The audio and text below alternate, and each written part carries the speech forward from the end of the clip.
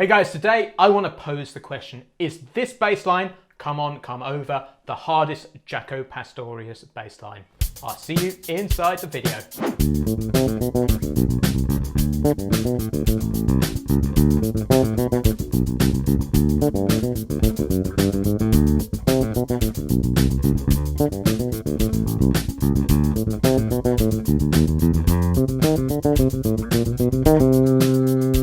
Hey guys, it's James here from eBassGuitar. So a couple of weeks ago, we released a lesson called 7 Reasons This Bass Line, Come On, Come Over by Jaco Pastorius is genius. And we've had some incredible feedback on that lesson.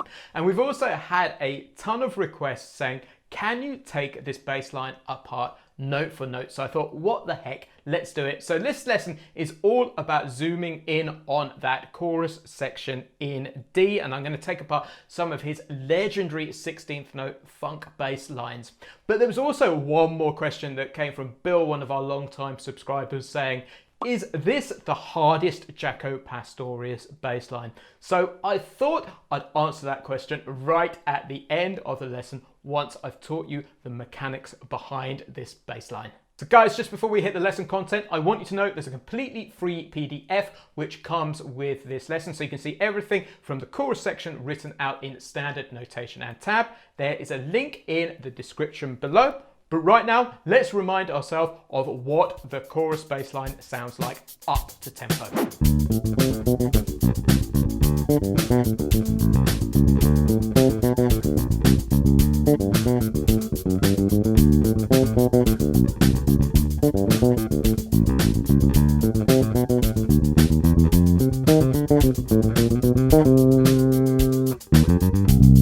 So let's crack straight into it. So the scale behind the whole of this piece is a D mixolydian scale. So just before we jump into it, I'd love you to play that scale and get it under your hands, because this will give you so many of the important notes to begin with.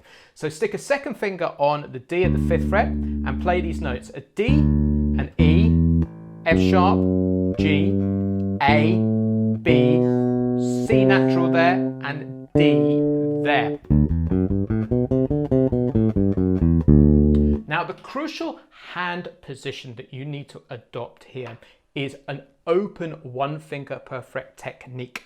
So what I want you to do is put your second finger on the D, and here are the first 2 beats. So we're going to play a D, 2 A's,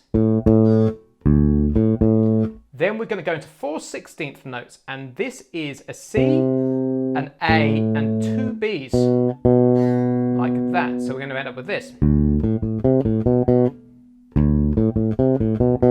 And then to finish that phrase off, we just need to add 2 A's on the end, like that. So it sounds like this.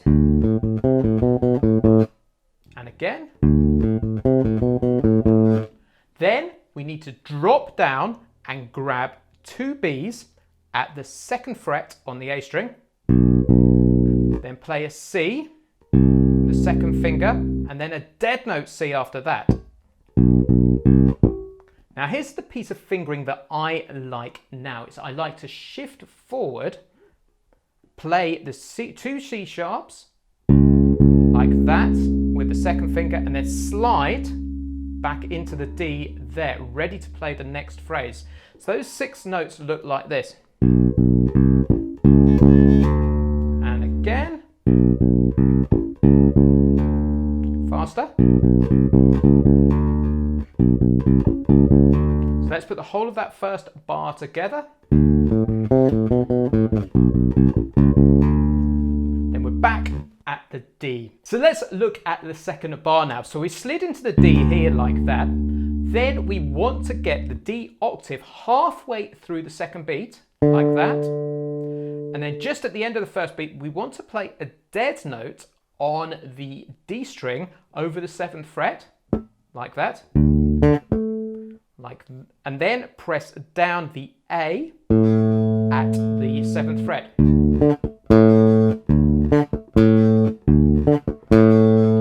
And then let's go into the 2nd beat of the bar. So we then play the A on the 2nd beat, then to the B, and then I want you to play 2 dead notes over the A on the 7th fret on the D string, and then land on an A directly on the third beat. So you end up with this.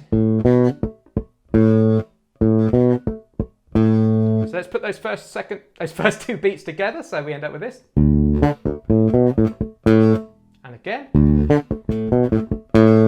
Then let's carry on. So we just landed on this A. We want to play a dead note over the A at the 7th fret. Then we want to play the open A, drop down there. That's really critical, hitting that as an open.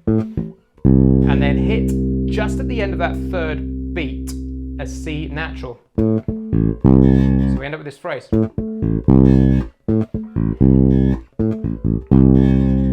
Then just put your hand down and grab 2 dead notes, kind of roughly around the 4th fret there, and then put down your second finger on the C sharp and then slide back into the D. So that last beat sounds like this. So let's put together the last 2 beats of the bar. Again. And again. Let me put together the whole of that second bar. And again. So this is the core foundation of this whole chorus. If you can play this, you can pretty much play the rest of the tune. So what I want to do now is put this together with the drum machine and just loop those 2 bars round, but crucially, I want to slow this down. To begin with, slow this down as slow as it needs to. Take it out of time, play at a 40, 50, 60 BPM. But right now, I'm going to play this at 80 beats per minute so you can hear the kind of foundation to this bass line, but just lower.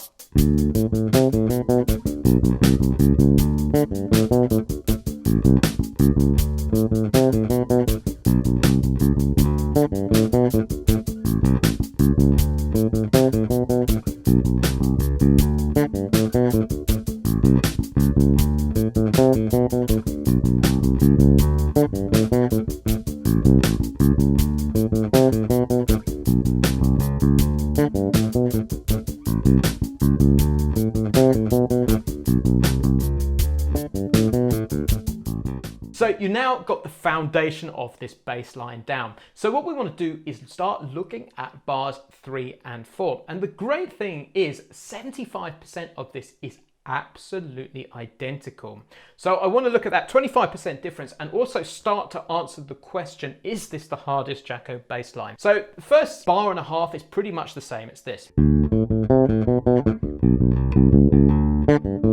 Up until that B natural, heart in the second beat of the 4th bar. Now, this is where things kind of get interesting. We have this phrase at the end, 1, 2. And again. Starts off with a dead note, like that. And then we go to 2 F sharps, 2 G sharp, 2 Gs, 2 G sharps, and 2 A slide. And what you'll notice is a characteristic of this bass line where there are a lot of doubled up notes. And this is one of these things about 16th note funk bass that you will hear a lot. And when you're playing these doubles, it makes things quite a lot simpler. The great thing is you can really focus on getting your right hand technique super accurate here. Anyway, let's talk about bars 3, or let's put bars 3 and 4 together so you can hear what they sound like.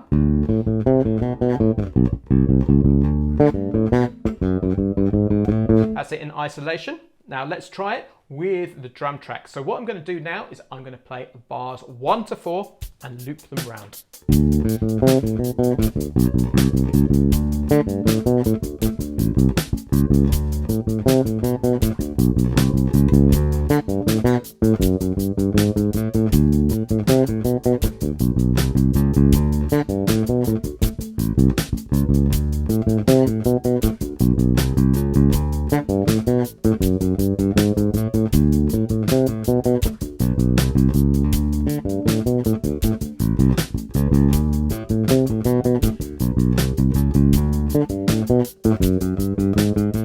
So guys, we're 2/3 of the way through this now. So I'd love to ask you, if you're enjoying this lesson, please make sure you like and subscribe to the eBassGuitar YouTube channel, because we release a new lesson designed for beginner to intermediate bass guitar players who want to push their bass playing to an advanced level every single week. There is a red button somewhere around this video. So let's look at bars 5 to 8 now to finish this off. The great news is bars 5 and 6 are absolutely identical to bars 1 and 2, so you don't need to learn that. Now bar 7 is half of that is exactly the same, so let's just go through that. Now, this is where things change a little bit. So far, everything has been across the chord of D9 or D7. Now we have a chord change, which the bass line leads us into, where we move for the 8th bar into a chord of F7. So there is a bass line to lead us in there. So we already know this. So what we do is we play more of these 16th note double notes to lead us into the F natural on the first beat of the bar. So the notes change halfway through the 3rd beat to lead us into the F7 chord. So we start off with 2 Ds, 2 D sharps, 2 E's, and then you want to slide into the F with a 2nd finger, like that. And so that is a pattern to get us into the F7 bar. Now, the first half of the F7 bar is exactly the same as the D7 bar, but up 3 frets. So we end up with this, which you should remember that pattern from earlier. Then to finish it off and take us back into the verse, we have this pattern like that. So those notes are 2 A's, 2 B flats, and then a B natural, a C, like that, and that's the end of it. And then the next note, if you want to carry back on into the verse, it hits an E flat to a C. So we end up with this phrase. And then the rest of the verse sounds like this. Like that, which we can cover in another lesson if you want. So let me take you those last 2 bars, sort of just kind of up to tempo in isolation so you can hear them. So it sounds like this.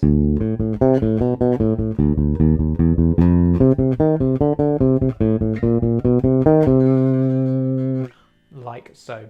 So first of all, let's put those 2 bars together with the drum machine slowly at 80 beats per minute so you can hear them together. In fact, what I'll do is I'll put the last 4 bars together with the drum machine at 80 beats per minute so you can hear what they sound like.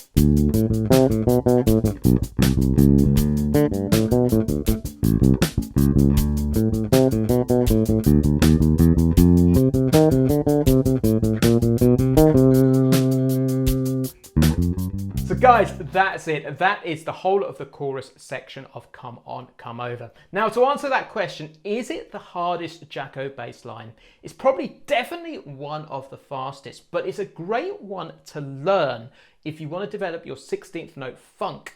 But the great thing is there's a lot of double notes going on in the left hand. So most of the work is in the right hand. So I actually don't think it is the hardest Jaco Pastorius bass line. Certainly when you get into tunes like Donna Lee, for instance,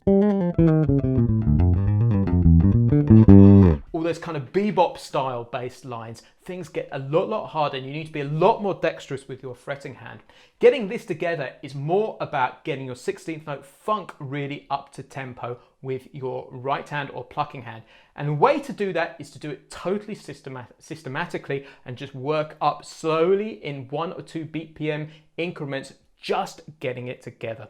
So to finish off this lesson, I want to play the whole bass line once more, slowly at 80 beats per minute. Then I'll do it up to tempo at 110.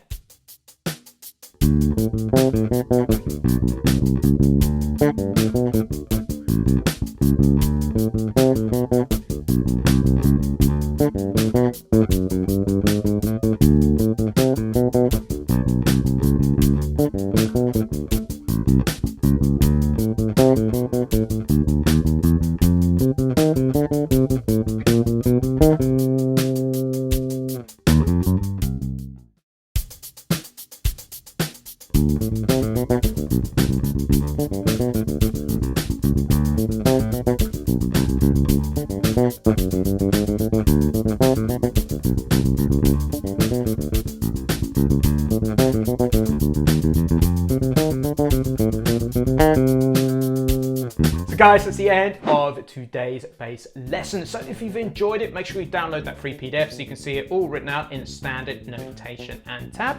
If you're looking to push your bass guitar playing to that next stage and really push your level to that advanced level from beginner to intermediate, make sure you jump over to eBassGuitar.com, check out the Bass Lab Plus. That is my private members training program over there. And last of all, I want to leave you with one more lesson. So why not leave you with that 7 reasons why Come On, Come Over is awesome. I'm sure you'll agree it's absolutely incredible bass line. There's a link to the video somewhere up there.